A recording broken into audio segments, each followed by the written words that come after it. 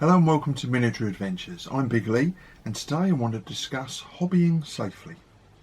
So half of my job is as a health and safety officer for a small charity. So I'm trained to identify risks and to mitigate against them. Now I work in a fairly low risk environment, but nonetheless that's a skill that I've developed over many years across different types of industries and different companies. One of the things that I've learned over the years is that human beings are uniquely gifted with the intelligence and the foresight to avoid hazards, but so often we totally ignore them until it's too late. And the same is true for modelers and wargamers. We have a fairly low risk hobby, compared to skydiving and mountain climbing, for instance, but the risks do still exist. So the first step in avoiding accident is always to identify those risks.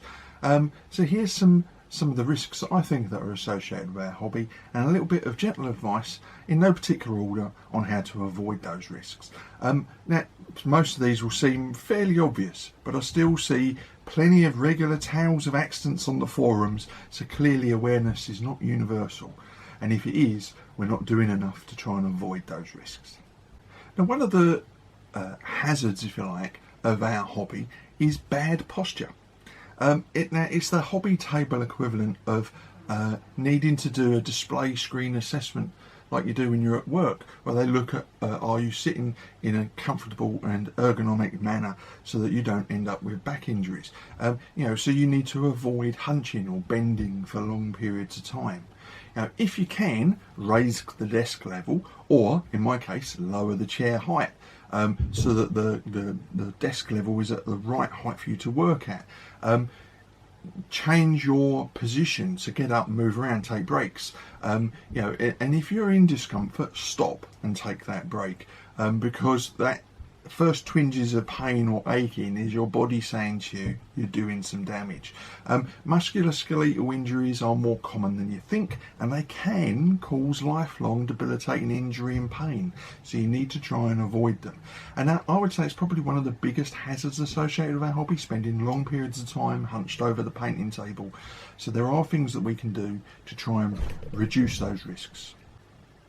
Now, another obvious risk associated with our hobby revolves around blade safety. I can't be the only modeller to have cut themselves over the years. The worst injury I ever had, I managed to cut through the end of my finger, stuck the knife in the bone, and I've still got nerve injury to this day. Now, I've done that 30 odd years ago, back when I was first starting getting into the hobby, and I've got very little feeling in the end of that finger as a result. Could have been much worse. If I'd have cut anywhere else, I could have cut an artery, I could have severed a nerve further down, could have damaged tendons, all sorts of things. And one of the things that I've learned is that you should always use extra special caution when handling a blade, whatever you're doing it in. I remember when I was a student, I worked for a carpet company, and we had a very experienced carpet fitter who'd been fitting carpets for 30 odd years, and he was cutting a piece of carpet, and he cut it in a funny way. The knife slipped and he sliced right across his arm. Now, this was a man who was experienced in using knives, but he'd let his attention wander, and he was doing something without consciously thinking about what he was doing, and the end result was a really serious accident. He was lucky he didn't do some long-term damage to his arm, but it was a pretty serious injury nonetheless. So whenever you're using a blade, always cut away from yourself. That's an easy one to think about. And if possible, always cut on a strong and stable surface rather than something that's moving around, because you want a nice stable surface so that you don't end up having slips and accidents with that knife. And wherever you need to use lots of pressure with a knife, that's telling you that the danger levels are increasing, because blades break, things slip. That thing that you're cutting might finally cut through, and then you've got all that strength and impetus behind your arm, and you can end up slicing across your arm, for instance. Now, we won't be doing that in our hobby, but you might cut down through something. You might end up having pieces of blade flying around. Wherever possible, try and use other tools. If it gets to that point where you've got to use a lot of pressure on a knife, try and use other tools to cut the harder materials. So things like saws and clippers, or even electrical cutters and grinders if you can get to them. Now, talking about flying blades, Another thing that I think we could all do very easily is to just wear some eye protection whenever we're using anything that involves clippers or knives. We rely on our eyes to partake in our hobby. It's part of our love of our hobby is love of looking at the miniatures that we painted and the big games and so on.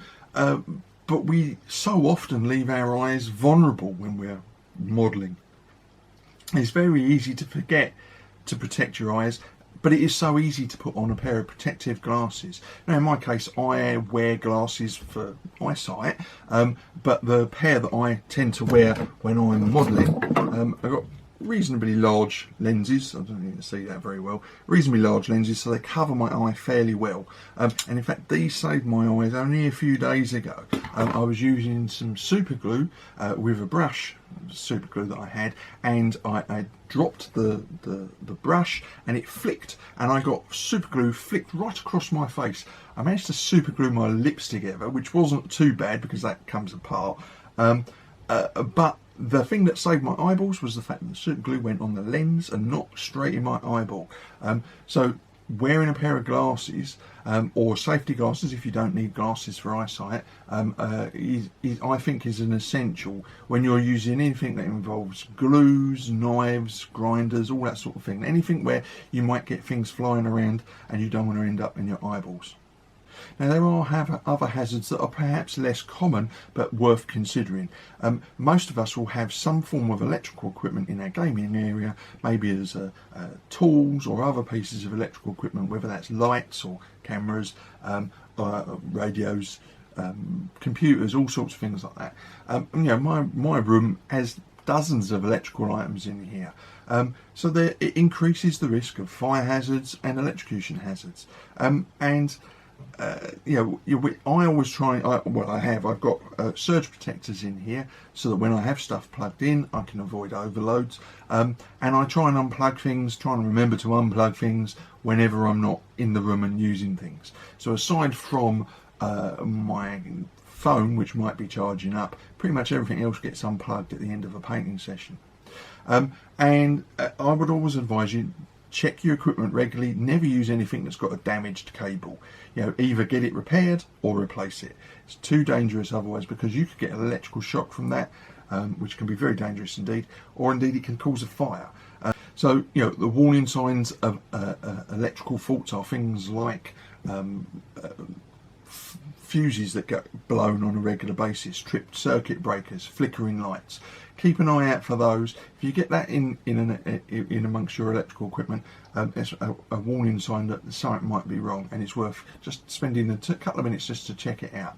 And don't forget, of course, trip hazards that come with having cables all over the place. I have to admit that this room can get a bit busy at times with cables, and I spend a significant amount of time when I'm moving around and moving lighting equipment or videos and all sorts of stuff around, is making sure those cables are out of the way, because the last thing I want to do is trip up and clank my head on something for the sake of a couple of seconds attention. Now, another area that's worth considering is chemicals and fumes. Now, harmful chemicals I don't think are that common in model making, certainly not in my room. I can't say with any certainty whether that's the same if you're doing 3D printing. I don't have any personal experience of that, so I'm interested to hear from you if you do 3D printing. If you would say any of the chemicals and materials that you use are hazardous, need special attention, special consideration, please leave some information in the comments. I do know from personal experience that some glues can cause skin reactions, and so I'd always advise wearing latex-free gloves wherever possible, easily purchased online. You can get them in pound stores and so on like that. They're very cheap, and they will protect your hands. Simple as that. I always try and wear them when I'm using epoxy resins, for instance, because I can sometimes get a bad skin reaction. And of course, some activities can create fumes or dust. So in the past I've worn a dust mask, particularly when sanding an XPS foam. Not very good if you breathe it in. So can bear that in mind.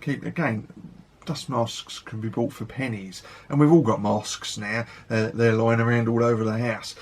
Put them to use in a post-COVID world. And of course, if you are using a product or doing an activity like cutting foam, for instance, with a hot wire, it's going to create fumes. So open a window, or use a fume hood if you've got that sort of money, or of course do it outside if at all possible. I think one of the things that's come out of the last couple of years is that we've all learned with COVID that ventilation is very, very important, and the same goes for any activity that might create fumes or dust. Now, modelers, painters, war games painters, we're especially concerned with lighting, and most of us will have some form of painting lamp, maybe more than one, for our work area, and the reason for that is actually the amount of light you need goes up when you need to do precision work.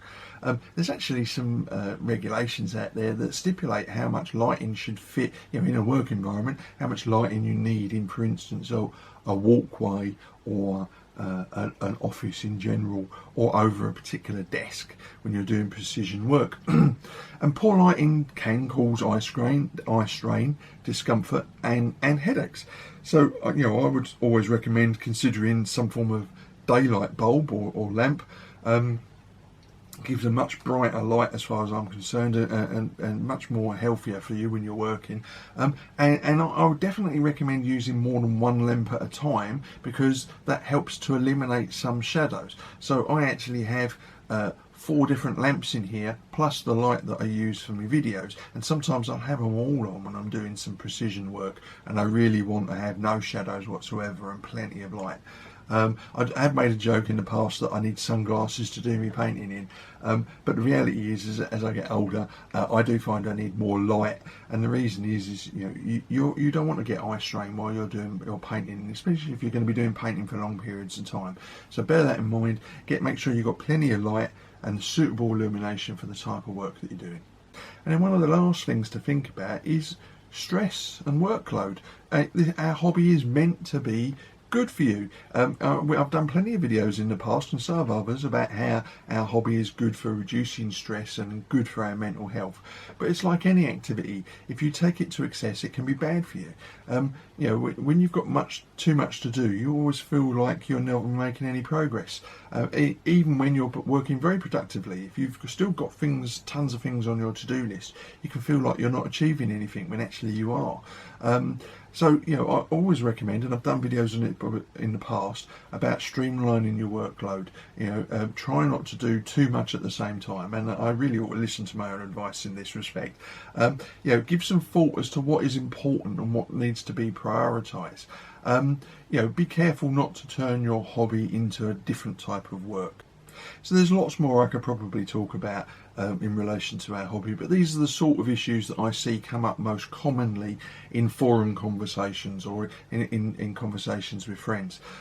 So do you have any examples of accidents or hazards that maybe I haven't listed that you think perhaps people should be aware of?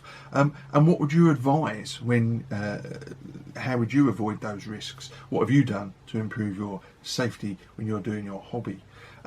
Please join the conversation below as always, and of course over on my blog, Big Lee's Miniature Adventures. And if you did enjoy the video, found it useful and helpful, please subscribe, like and share. So until next week, stay safe, get as many games as you can, and of course, keep rolling high.